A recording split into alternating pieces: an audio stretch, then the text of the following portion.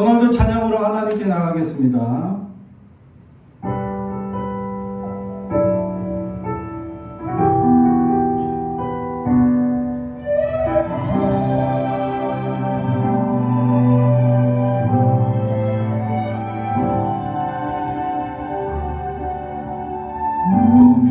무명이어도 공허하지 않은 것은 예수 안에 난 만족함이라. 가난하여도 부족하지 않은 것은 예수 안에 오직 나는 부요함이라. 고난 중에도 견뎌낼 수 있는 것은 주의 계획 믿기 때문이라. 실패하여도 일어설 수 있는 것은 예수 안에 오직 나는 승리함이라. 난 예수로 충만하네. 난 예수로 충만하네. 난 예수로 충만하네. 영원한 왕 내 안에 살아계시네.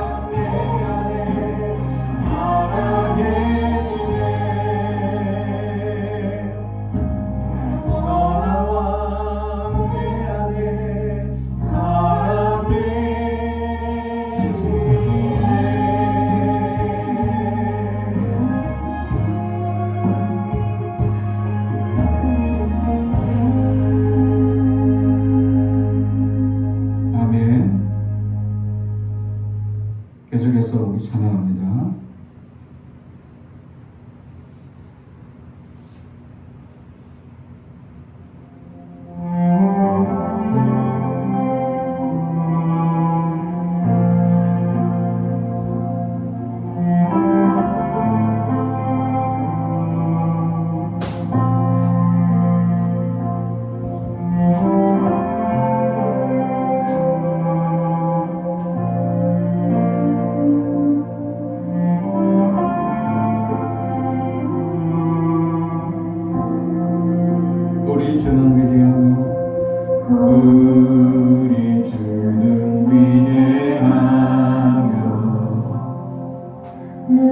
능력이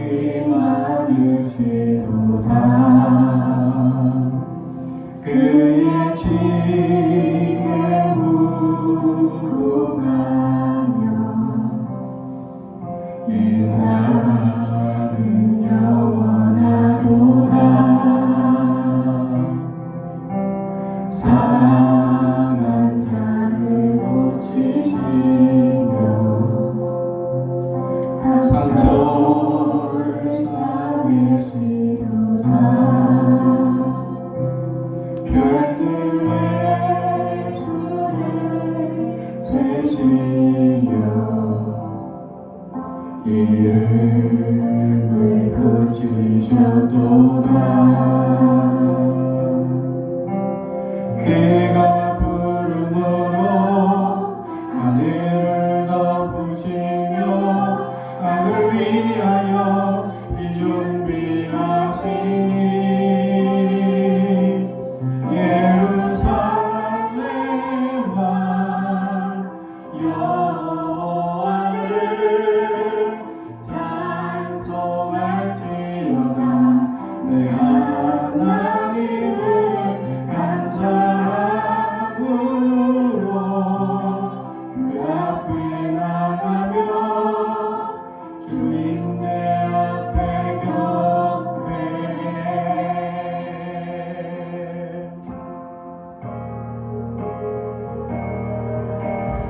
우리 주는 위대하며 능력이 많으시도다. 그의 지혜에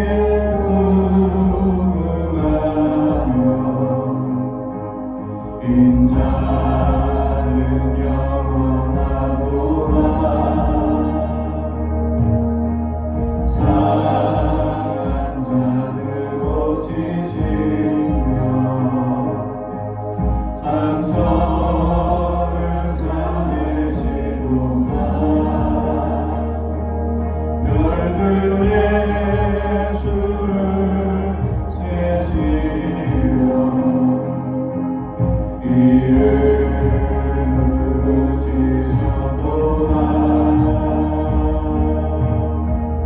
그가 구름으로 하늘을 덮으시며 땅을 위하여 이 준비하시니 예루살렘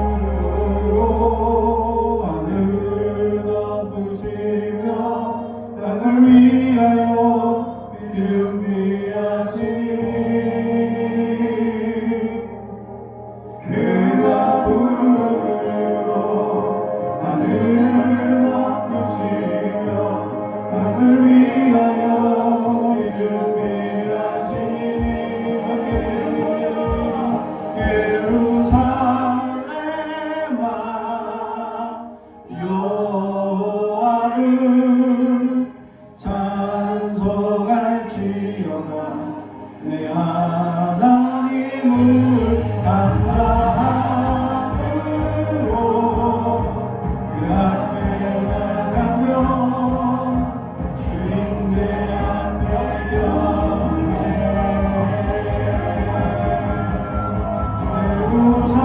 예루살렘아 여호와를 찬송할지어다 내 하나님을 감사함으로 그 앞에 나가며 주인의 앞에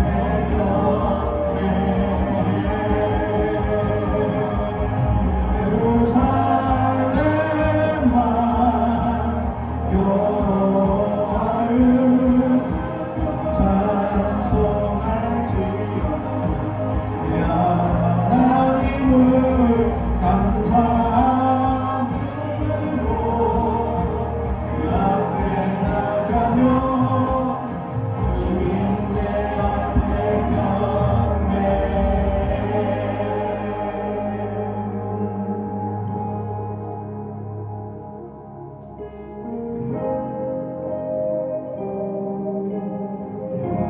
아멘.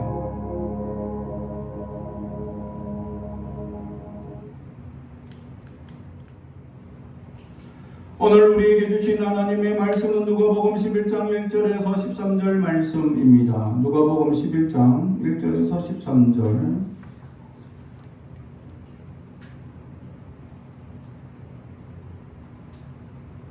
하나님의 말씀을 봉독하겠습니다. 하나님의 말씀을 경청해 주시기 바랍니다. 예수께서 한 곳에 기도하시고 마치심에 제자 중 하나가 여짜오되 주여 요한이 자기 제자들에게 기도를 가르친 것과 같이 우리에게도 가르쳐 주옵소서. 예수께서 이르시되 너희는 기도할 때에 이렇게 하라. 아버지여 이름이 거룩히 여김을 받으시오며 나라가 임하시오며 우리에게 날마다 일용할 양식을 주시옵고 우리가 우리에게 죄 지은 모든 사람을 용서하오니 우리 죄도 사하여 주시옵고 우리를 시험에 들게 하지 마시옵소서 하라. 또 이르시되 너희 중에 누가 벗이 있는데 밤중에 그에게 가서 말하기를 벗이여 떡 세 덩이를 내게 구워달라. 내 벗이 여행 중에 내게 왔으나 내가 먹일 것이 없노라 하면 그가 안에서 대답하여 이르되 나를 괴롭게 하지 말라. 문이 이미 닫혔고 아이들이 나와 함께 침실에 누웠으니 일어나 내게 줄 수가 없노라 하겠느냐. 내가 너에게 말하노니 비록 벗됨으로 인하여서는 일어나서 주지 아니할지라도 그 간청함을 인하여 일어나 그 여부대로 주리라.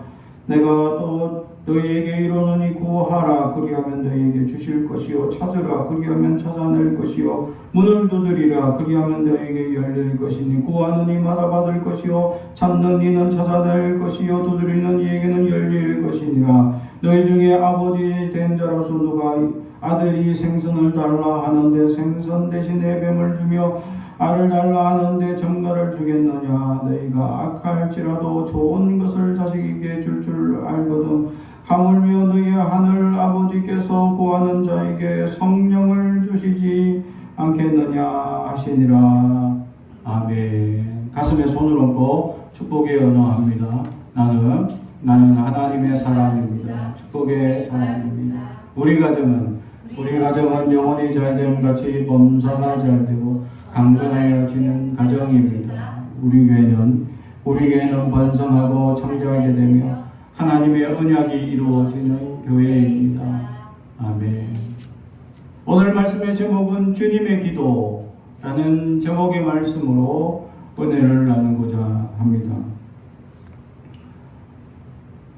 오늘 주님의 기도는 기도의 모범이며 완전한 기도이기도 합니다. 그럼에도 우리는 이러한 기도를 하나님께 제대로 드리지 못하는 어리석은 삶을 살고 있습니다. 어쩌면 기도 자체가 없는 삶을 살기도 합니다. 기도는 우리 삶에 있어서 가장 큰 무기이며 능력이며 기적이며 치유이며 회복이며 충만입니다. 그러므로 우리는 이 이 기도를 통해서 하나님께서 우리에게 진정으로 가르쳐 주시고자 하는 하나님의 메시지가 무엇인지 깨달을 수 있는 우리가 될 수 있게 주님의 이름으로 축복합니다. 그 은혜를 깨달지 못하면 주님의 기도는 주문이 됩니다. 주기도문이 아니라 주문이 될 수 있습니다.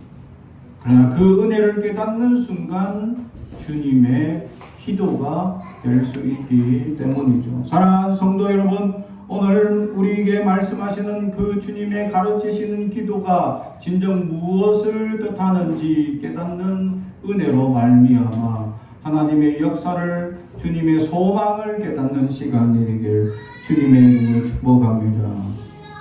첫째로 오늘 말씀에 주기도문에 제일 먼저 첫 번째 나오는 단어 아버지라는 단어입니다. 이것은 헬라어로 파테르라는 말인데 그냥 직역하면 아버지 그대로 됩니다. 그러나 이 아버지의 근간이 어디서 시작되냐, 모든 학자들이 이것에 동의하는데 아빠라는 아람어에서 근간이 된다라고 얘기합니다. 아빠, 우리나라 말로도 아빠라는 말인데 이 아람어로는 아빠라는 뜻입니다. 다시 말하면 지금 우리가 말하는 아버지를 아빠라고 부르는 호칭과 똑같은 의미입니다. 친근한 의미, 또 따뜻한 의미, 또 사랑이 많으시고 친절하시며 상냥하고 따뜻하며 은혜와 자비가 풍부하신 아버지 하나님을 부를 때 아빠 하나님이라고 부르는 거죠. 파테르, 아버지하고 똑같다라는 것이죠. 우리 육신의 아버지와는 전혀 다른 분이십니다. 우리의 아버지들은 화가 많으시죠. 욱하시고 꼭 나를 대어서 얘기하는 게 아니라, 그죠? 보통 대부분의 아버지들이, 부모님들이 화가 많으십니다. 그죠? 그런 이제 징계의 아버지, 또 분노의 아버지, 진노의 아버지가 아니라 이 아빠 하나님, 파테르라고 부르는 이 아버지라고 부를 때는 따뜻한, 부드러움, 상냥한, 친절함, 이런 뜻을 함량하여 가까운 존재, 따뜻한 존재, 가고 싶은 존재, 안아주는 존재, 나를 지켜주시는 존재의 아버지라는 사실입니다. 세상의 아버지와는 전혀 다릅니다. 세상의 아버지 분노하고 또 우리의 잘잘못만 가지고 징계하시는 그런 아버지가 아니라 용서하시고 품어주시고 인내하시는 그 따뜻하신 아버지라는 뜻이죠. 그래서 그 아버지를 부르고 있다는 사실입니다. 사랑하는 성도 여러분, 우리는 누구에게 기도하는지를 알아요.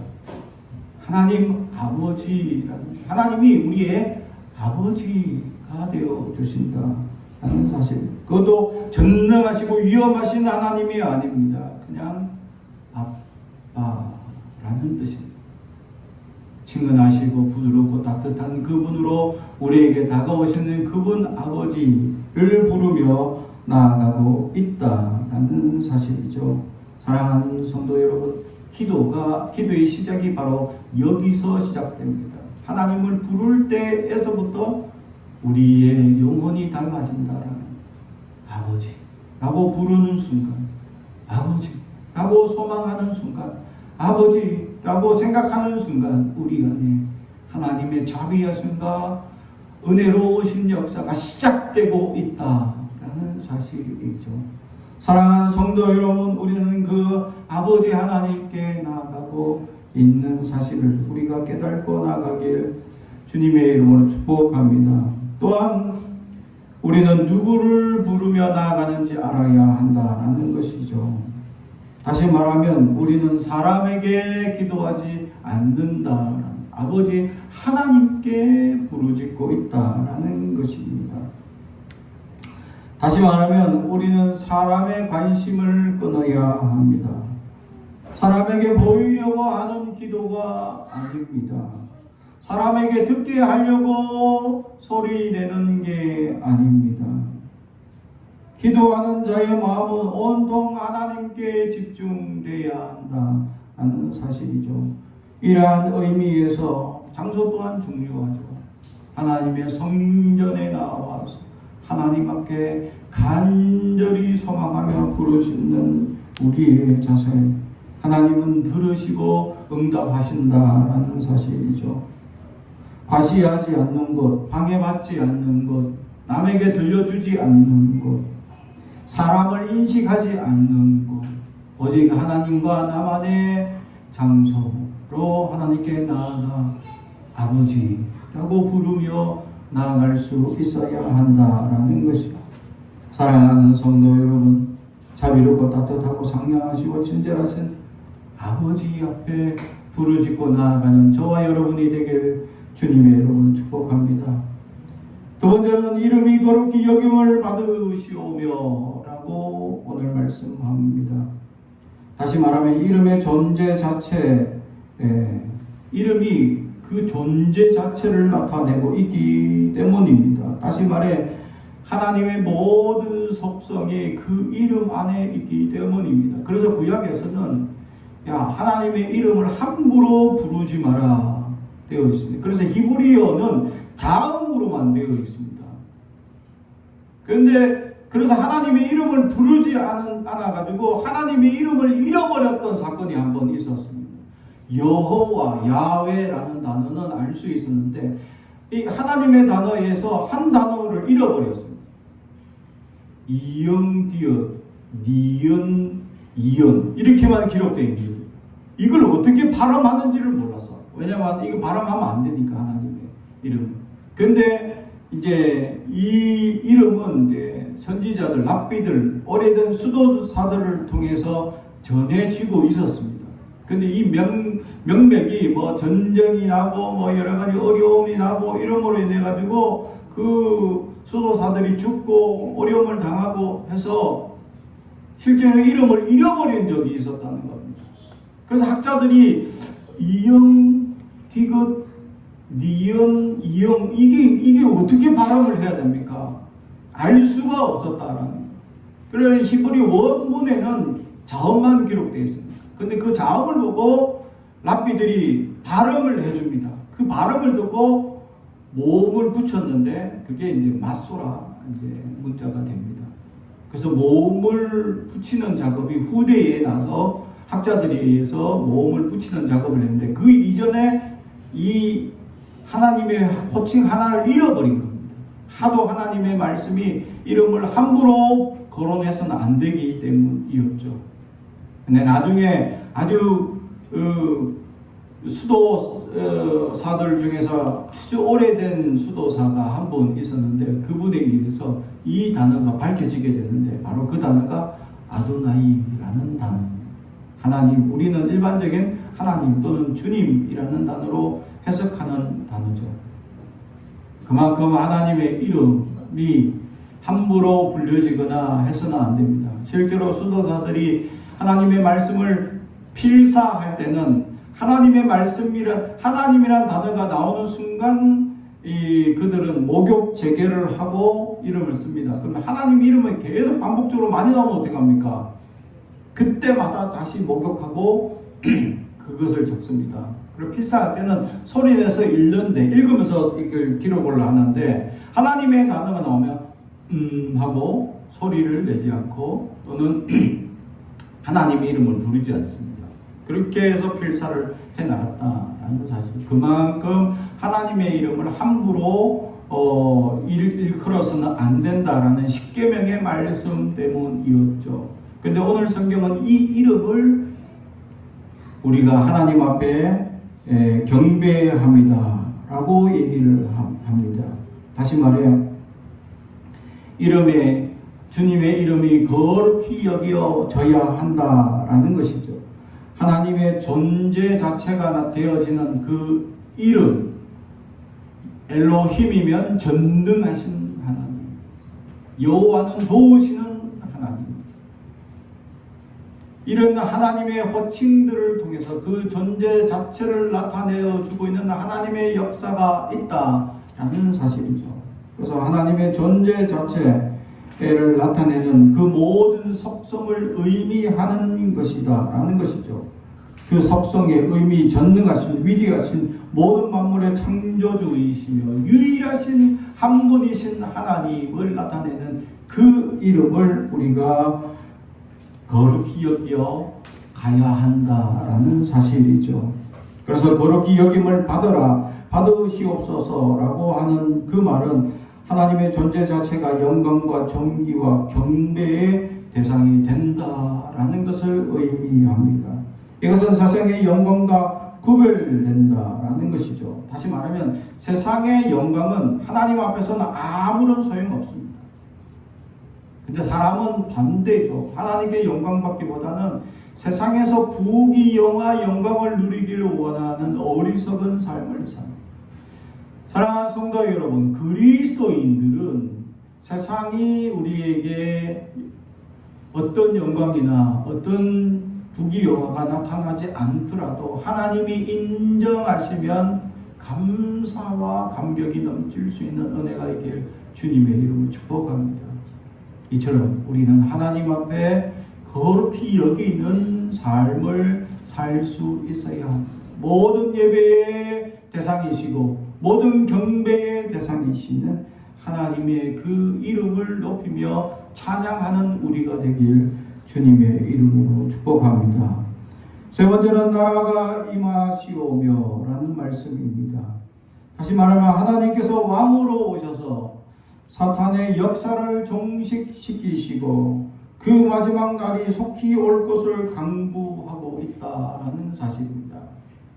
속히 올 것을, 나라가 임하시오며 라는 이 단어 속에 빨리 오시옵소서 라는 그 의미가 숨겨져 있다라는 것입니다. 근데 이 하나님 나라, 바실레이아 라는 단어는 이 하나님의 나라라는 의미죠. 하나님의 지배하시고 하나님이 통치하시는 나라를 의미하고 있는데 두 가지 의미가 다 해석된다라고 할 수 있습니다. 두 가지 의미라는 것은 첫 번째는 우리가 일반적으로 천국, 우리가 내세에 죽어서 가는 그 천국을 의미하는 나라이기도 하면서 내 안의 천국을 의미하고 있다라는 사실이죠. 다른 말로 하면, 다시 말하면 내 안에 하나님이 주관하셔서 내 안에 임재하시는 은혜를 경험하는 사람, 하나님의 나라가 임한 사람. 할렐루야. 내 안에 하나님이 주관하시고 하나님이 왕이시라는 것을 인정하고 내 안에 나를 이끌어 가시는 삶, 이것이 내 안에서 이루어질 때 하나님의 나라가 이루어지고 누리며 살아갈 수 있는 삶을 의미하고 있다라는 것이죠. 사랑하는 성도 여러분, 하나님의 나라 멀리 있는 게 아니에요. 내 안에 하나님이 나의 주인이심을 인정하는 순간 내 안에 임재하고 천국을 누릴 수 있습니다. 사랑하는 성도 여러분, 여러분은 천국을 누리며 살고 있습니까? 지옥을 누리고 살고 있습니다. 내가 살아 역사할 때 지옥이 되는 겁니다. 내 생각 고집부리고 내 아집, 내 성격, 내가 계획하고 준비한 대로 이렇게 해결되어져 가기를 원하는 어리석은 삶이죠. 하나님께 내어 맡겨야 합니다. 하나님께 내어 맡겨야 합니다. 하나님께 내어 맡기면 하나님께서 우리를 주관하는데 내 생각과 달라요. 그래서 그 일이 왠지 어그러지고 꼬여지고 일이 안 되는 것 같고 더 힘들어지는 것 같고 더 다만 고난을 당하는 것 같고 나만 세상의 모든 환난과 어려움을 당하는 것 같다라는 사실이죠. 근데 근본적으로 따져보면 하나님의 역사, 은혜를 이루기 위한 계획이었다라는 사실을 깨닫게 됩니다. 할렐루야. 하나님의 계획하심은 우리 인간의 계획과 다릅니다. 하나님은 창조부터 마지막 날까지 모든 것을 다 보고 계시기 때문이죠. 신명기 말씀에서 하나님께서 모세를 통하여 이스라엘 백성들에게 말하는데 새로운 하나님의 신명기 새로운 명령을 내려서, 왜냐하면 출애굽 당시에는 목자의 삶을 살면서 하나님을 섬길 때의 방법, 이 성막을 중심으로 진을 쳐야 하고, 성막 근처 2km는 가까이 오면 안 되고, 가까이 오면 죽습니다. 그리고 그런 이제 명령을 내렸다가 정착기에 들어서기 시작한 때부터는 새로운 명령, 신명기를 말씀하죠. 정착기 때는 예배가 이제 나중에 예루살렘으로 한 곳에 정해지기 때문에 한 곳에 정해진 곳에서 예배는 어떻게 드려야 하는지, 예루살렘으로 모여라. 특히 매일같이 모이지 못하지만 절기 때는 모여라 하는 이런 법들이 다시금 제정되고 선포되어지게 됩니다. 새로운 말씀을 전할 때 하나님께서 새로운 말씀을 쭉 전하면서 하시는 말씀이, 이 말씀을 너희 안에 새겨라. 따르지 않고 이 말씀에 순종하지 않고 이 말 명령을 거역하게 되면 어떻게 되느냐, 하나님께서 흩으신다. 그리고 너희들을 다른 나라의 포로로 잡혀가게 하실 것이다 라고 말씀하고 있다라는 것이죠. 그렇습니다. 하나님은 이미 다 보셨기 때문에 이스라엘 백성들이 말을 안 들을 걸 압니다. 순종하지 않고 가나안 정복도 하나님 뜻대로 하지 않습니다. 다 알고 계셔. 근데도 그래 안 하면 혼난다 라고 경고의 메시지를 주고 있다라는 거죠. 결국 하나님께서 포로로 끌려가고, 그리고 이 땅에서 흩어지게 되는데 마지막 말씀이 더 중요한데 뭐냐면, 그럼에도 불구하고 남겨주겠다. 할렐루야. 하나님은 이미 수천년을 보고 계십니다. 지금 이스라엘 백성들이 이 가나안에 정착하고 난 다음에 이 바벨론 포로로 끌려가기까지는 앞으로 500년이 남았습니다. 500년을 앞서 보시면서, 야, 말 안 들으면 포로로 끌려간다. 그런데 다 멸망시키지 않고 내가 남겨두겠다. 흩어진다. 근데 다 멸망시키지 않고 내가 남겨주겠다. 할렐루야. 이것이 하나님의 은혜다라는 사실이죠. 하나님은 모든 것을 보고 계시고 역사하시고 알고 계시고, 우리의 삶을 다 통틀어 알고 계시고 어떻게 행할지도 알고 계시지만, 하나님은 우리에게 선택권을 주고 계시다라는 사실. 내가 하나님을 선택하며 하나님을 의지하며 하나님을 주인으로 모시면 내 안에 천국이 임하여지지만, 하나님을 모시지 않고 거역하려는 순간 나는 지옥을 누리며 지옥 같은 삶을 살 수도 있다라는 것을 우리에게 말씀하고 있습니다. 그러므로 우리는 하나님의 나라, 천국을 누리며, 그래서 하나님의 나라를 기대하며 살아가는 하나님의 사람들이 되길 주님의 이름으로 축복합니다. 네 번째로, 오늘 우리에게 일용할 양식을 주시옵고 라고 말씀합니다.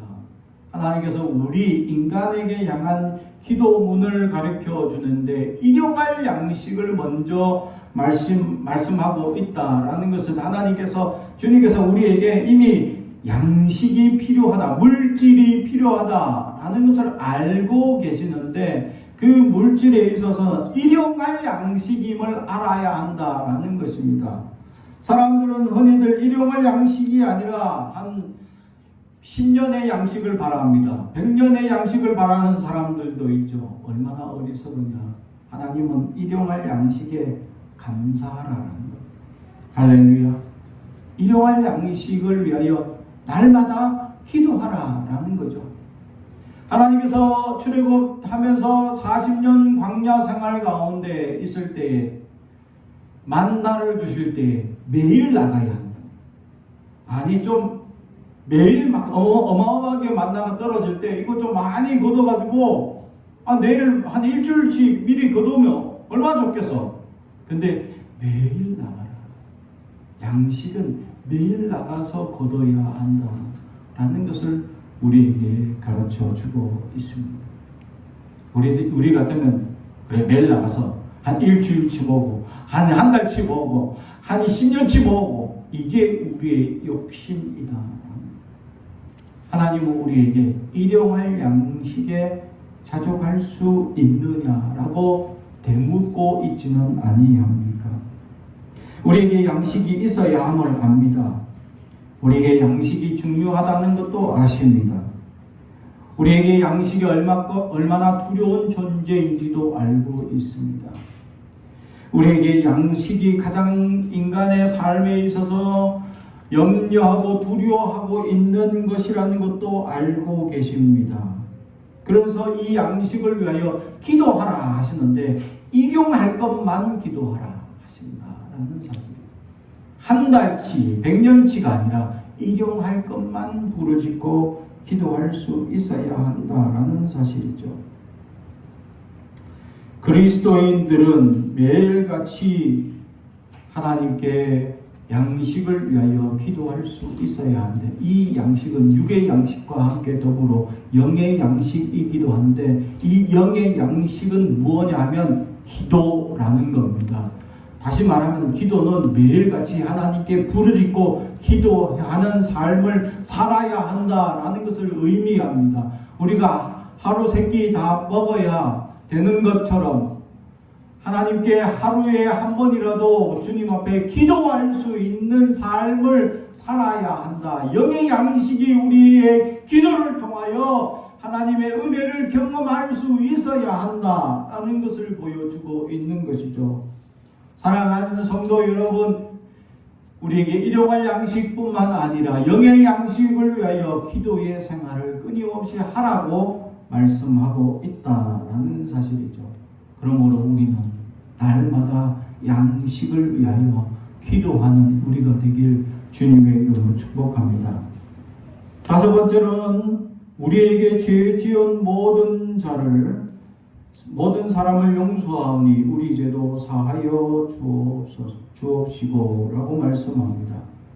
근데 여기에 나오는 죄가 우리가 생각하는 죄가 아니다라는 거예요. 마태복음과 또 이제 오늘 이 누가복음과는 약간 다른데 마태복음에서 나오는 죄, 우리에게 죄 지은 이 죄는 뭐냐면 오페일론테라는 말입니다. 다시 말하면 부채입니다. 부채. 우리에게 죄 지은 자라고 하는 것은 나에게 빚진 사람, 부채 진 사람, 나에게 돈을 빌려간 사람, 나에게 뭔가 빚을 지고 있는 사람을 용서하오니라는 말은 이 용서를 능동적으로 해주었다라는 말입니다. 다시 말하면 용서하오니 아피오멘이라는 단어인데 능동태를 사용하고 있습니다. 다시 말하면 용서하는 것을 능동적으로 해주었다라는 말이죠. 요구하면 무조건 털어주었다라는 의미가 포함하고 있습니다. 다른 사람이 내가 잘못했습니다 하면 싫어, 이게 아니라 용서합니다. 내가 부채 못 갚겠습니다 하면 예, 됐습니다 라고 얘기했다는 겁니다. 할렐루야. 사랑하는 성도 여러분, 여러분은 그렇게 했습니까?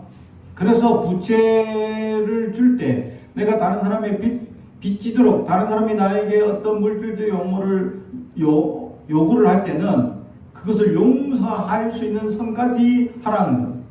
나중에 내가 달러 이자를 넘치게 줄 테니까, 지금 달러 이자는 엄청 이율이 세죠? 1.5배입니다. 그래서 이걸 쳐줄 테니까, 나중에 꼭 크게 쳐줄 테니까 꼭 돈을 좀 많이 빌려주세요. 그러면 하지 말라는 거예요. 무리하게 하지 말라는 거예요. 그랬다가는 서로 싸우고 힘들 수 있고, 나중에 네, 못 갚겠습니다, 힘듭니다 하면 알았습니다, 해주라는 겁니다. 그렇게 했다는 겁니다. 그래서 내가 그렇게 빚진 사람들의 부채를 내가 탕감해 주었으니까 우리의 죄도 사해 달라고 조건을 달았던 것이죠. 그런데 오늘 우리의 죄는 뭐냐 하면 똑같은 부채를 용서해 주옵소서라고 해야 되는데, 누가복음에서는 부채가 아닙니다.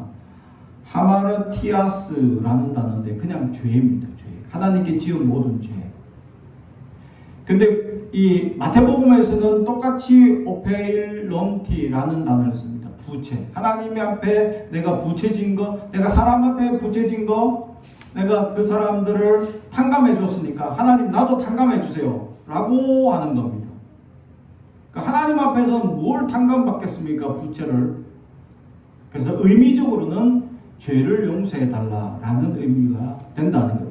그래서 누가복음에서는 아예 이것을 오페일론티라는 부채를 쓰지 않고 하마르티아스, 죄, 그냥 일반적인 죄를 용서해 주옵소서. 다시 말하면 다른 사람의 부채를 용서해 준 것이 있어야 하나님께 죄를 용서받을 수 있다라는 의미가 들어가 있습니다.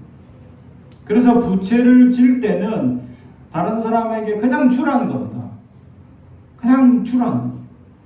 계산을 하고 딱 받을 만큼 이것을 또 부담스럽게 이것을 했다가 안 주면 막 원수되고 그러지 말라는 겁니다.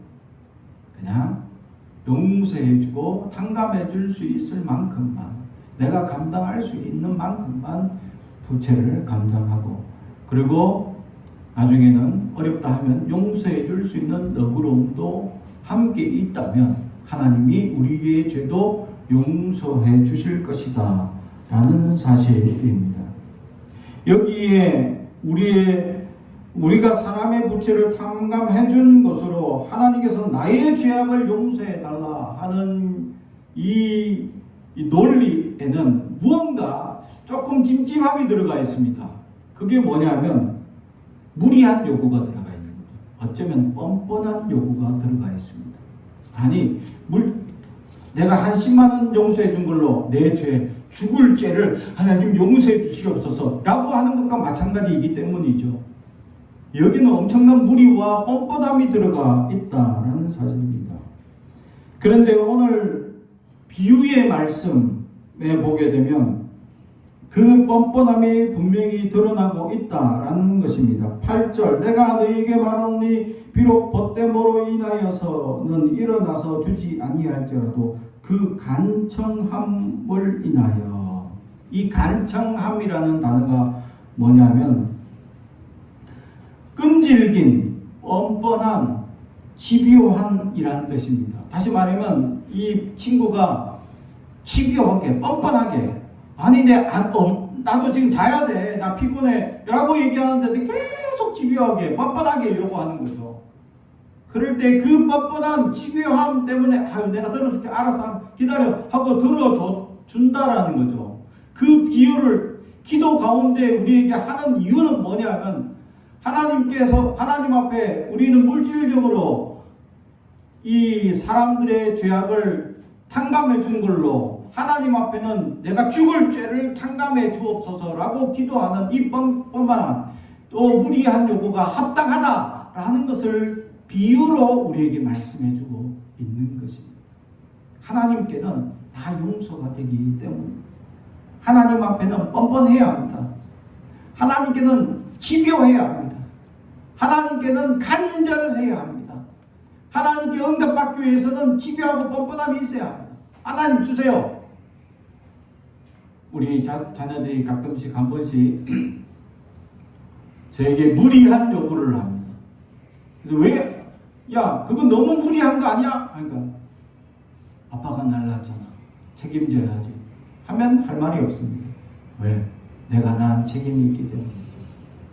그게 자녀가 부모한테 내어놓는 무리함, 뻔뻔함, 집요함의 요구인데 부모는 들어주는 것처럼 하나님 앞에 우리의 사람의 물질에 조금 탕감해 준 걸, 그거 조금 탕감해 준 거 가지고 하나님 내 죄, 죽을 죄를 용서해 주세요. 아주 뻔뻔하고 무리하게 요구할 수 있다. 그리고 하나님께 그렇게 요구해야 된다라고 비유를 더불어서 우리에게 말씀하고 있다라는 사실입니다.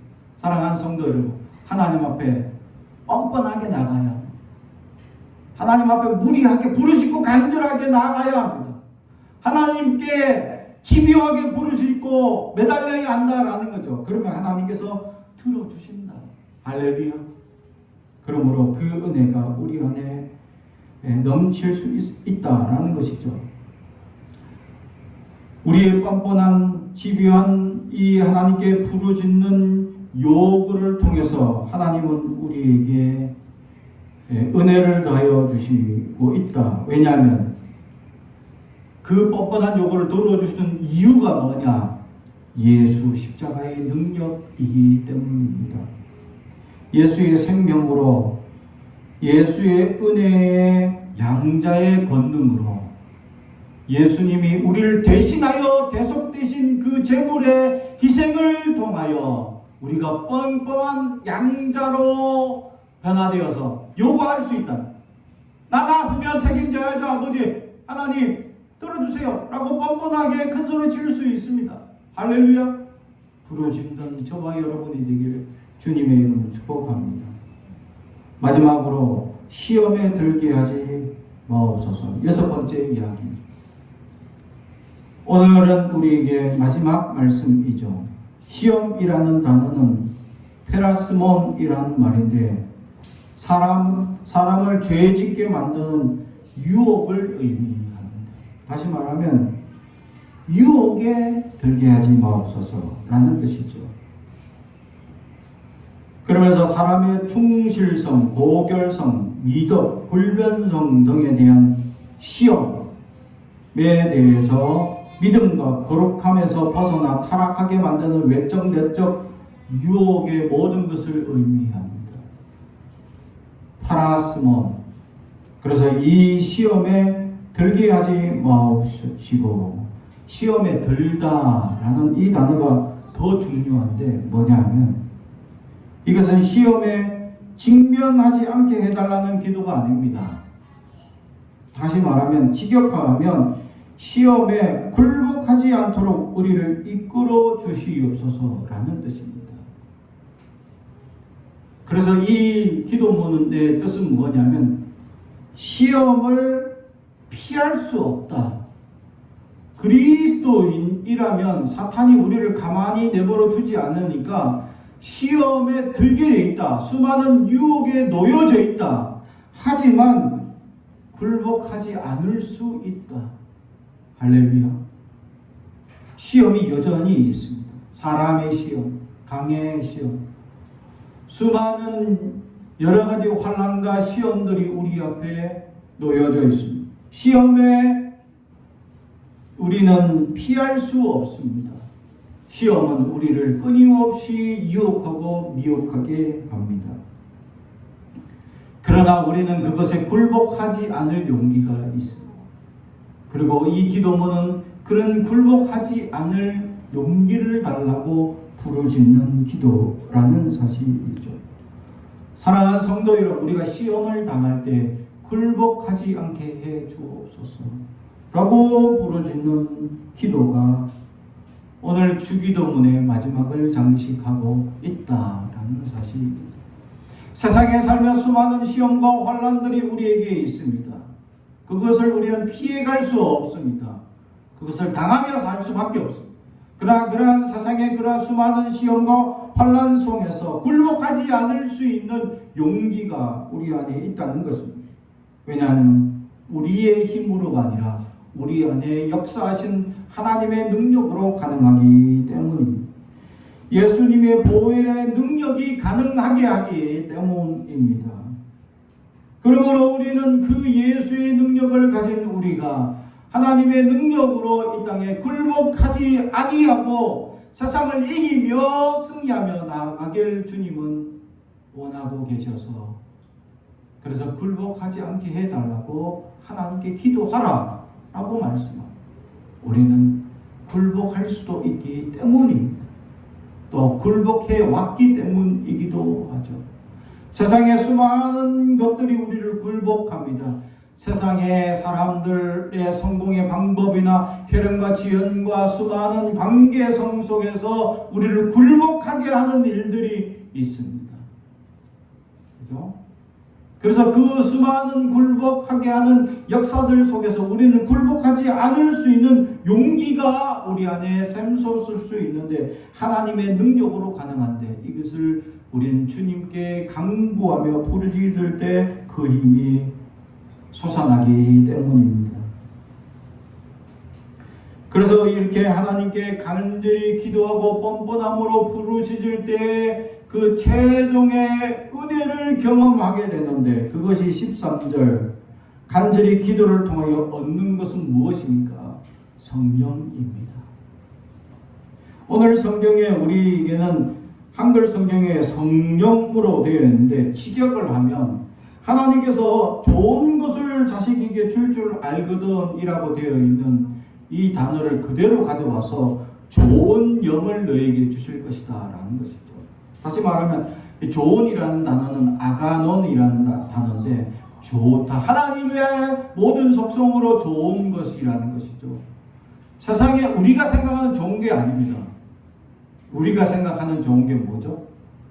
성공, 물질이 될 수도 있는데, 하나님의 좋은 것은 물질, 성공이 아니라 좋은 영이 좋은 것이다 라는 것이죠. 하나님의 모든 좋은 것으로 가득한 영이 내 안에 충만할 때, 내 안에 불평과 지옥같이 누렸던 세상의 모든 불평과 불만들이 사라지고 연약함이 사라지고 하나님께 감사와 감격이 넘치고 은혜를 누리는 삶, 그것이 성령이 충만할 때 가능하다라는 것을 우리에게 보여준다라는 것이죠. 그래서 이 주님께서 가르쳐주신 기도의 최종 목적은 하나님의 좋은 영이 우리 안에 가득해지기를 원하는 소망에서 이렇게 기도하라 라고 말씀하고 있다라는 것이죠. 세상에 우리는 살아가고 있습니다. 수많은 사탄의 시험과 또 우리의 양식의 문제로 어려움을 당하고 있는 일들이 있습니다. 그때마다 우리는 하나님께 오늘 기도문을 통하여 기도하라 라고 말씀하고 있습니다. 그 기도를 통해서 우리에게 최종적으로 얻는 것은 좋은 영, 하나님의 성령이다 라는 것이죠. 성령을 얻으면 모든 것을 얻은 것이나 마찬가지이기 때문입니다. 성령을 얻으면 모든 것이 우리 안에 충만하여져서 불평불만이 사라지기 때문입니다. 성령은 모든 좋은 것의 근원이기 때문입니다. 주님의 내주하심을 누리기 때문입니다. 주님과 동행하는 삶이고 주님의 풍성함을 내면에 누리는 삶이기 때문입니다. 그래서 은혜 받은 성령 충만한 삶을 때마다 시마다 감격하며 감사하며 누리며 살아가는 은혜가 바로 이 좋은 성령의 은혜를 누린 삶을 결과이기 때문이죠. 사랑하는 성도 여러분, 그 은혜가 풍성하게 넘치길 주님의 이름으로 축복합니다. 기도하겠습니다. 사랑과 충이가 되가신 아버지 하나님 감사합니다. 하나님, 이 주님께서 가르쳐 주신 기도하지 않는 우리를 통하여 이 기도문이라도 하나님께 고백하게 된다면 하나님의 성령을 선물로 주신다고 말씀하셨사오니 우리는 그것을 소망하며 날마다 때마다 시마다 부르짖는 우리가 되게 하옵소서. 하나님의 소망으로 가득하게 하시고 하나님의 능력의 사람들 되게 하시고 그리하여 아버지 하나님 성령의 충만함으로 지옥을 벗어나 천국을 누리며 하나님의 은혜와 감격에 때마다 순간마다 누리며 살아가는 삶이 될 수 있도록 우리를 지켜 주시옵소서. 감사드리며 예수님의 이름으로 기도하옵나이다. 아멘.